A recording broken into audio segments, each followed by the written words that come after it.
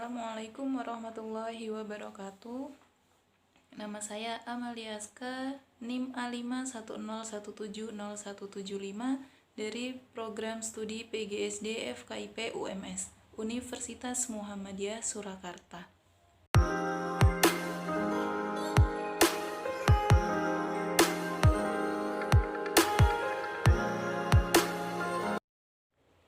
Upacara Pelek Rujin Pangawin Kalimantan Tengah.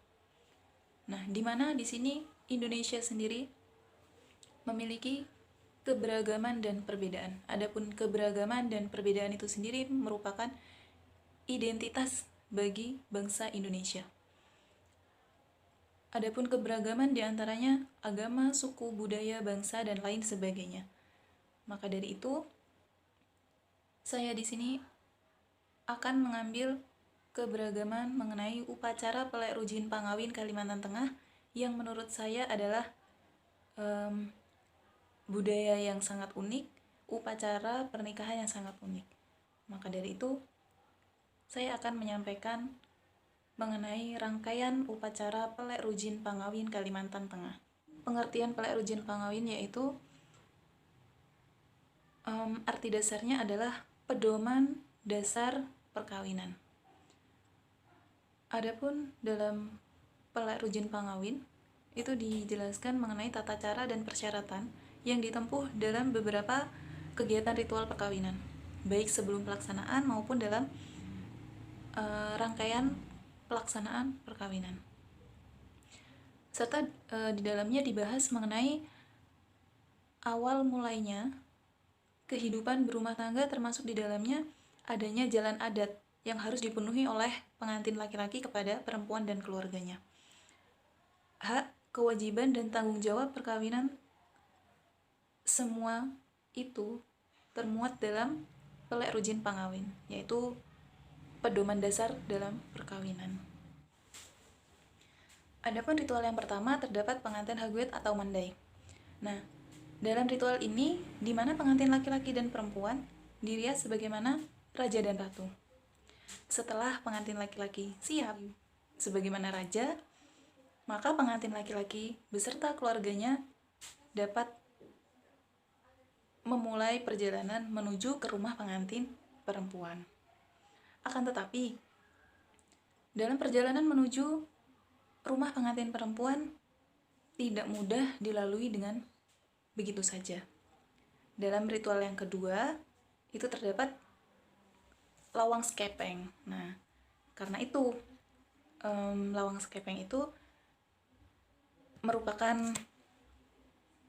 semacam pintu gerbang yang dibuat dari pelepah kelapa, yang dihiasi dengan benang bersusun 3 yang dibentangkan menghalangi jalan masuk pengantin laki-laki beserta keluarganya. Maka, untuk bisa memasuki lingkungan rumah pengantin perempuan, pengantin laki-laki harus bisa melewati rintangan tersebut. Sehingga 3 benang yang menghiasi yang tersusun itu bisa diputuskan. Maka pengantin laki-laki beserta keluarga bisa masuk ke dalam lingkungan rumah pengantin perempuan. Karena pada ritual lawang skepeng ini terdapat prosesi pencak silat. Karena apa? Lawang skepeng ini merupakan gerbang istana sang ratu. Apabila sang raja ingin memasuki gerbang istana, maka sang raja harus bisa melawan para prajurit istana. Maka dari itu, ritual ini harus bisa dilewati dengan baik oleh sang raja. Setelah sang raja bisa melewati gerbang istana, maka raja atau mempelai laki-laki bisa berjalan menuju ke kediaman perempuan dengan diiringi tarian. Nah, pada prosesi ini,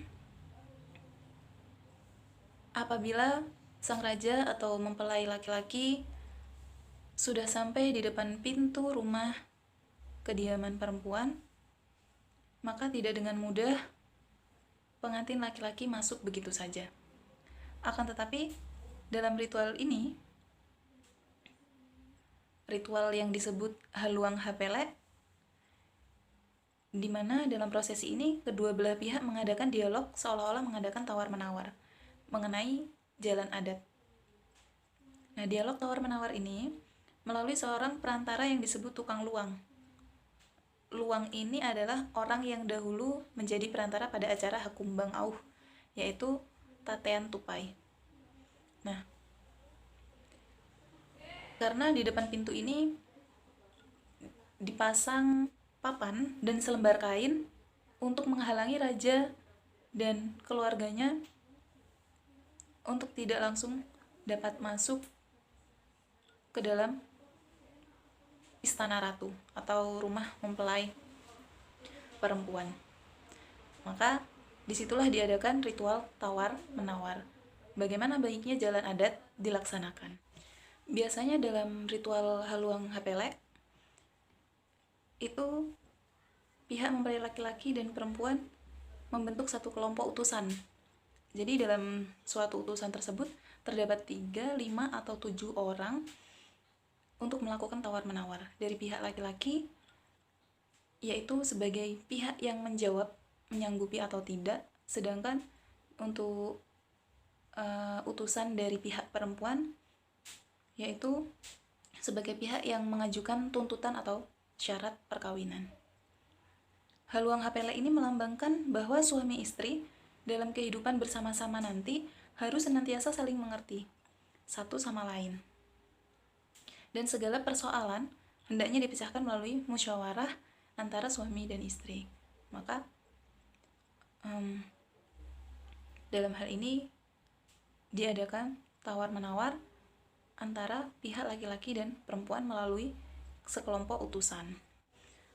Setelah serangkaian pelaksanaan perkawinan dilaksanakan, maka pelaksanaan perkawinan selanjutnya bagi yang beragama Kaharingan itu diserahkan kepada basir atau pemimpin acara manyaki, yaitu acara atau ritual di mana mengoleskan darah hewan kurban yang telah disiapkan di sebuah piring atau mangkuk kecil yang kemudian dioleskan ke beberapa bagian tubuh kedua mempelai.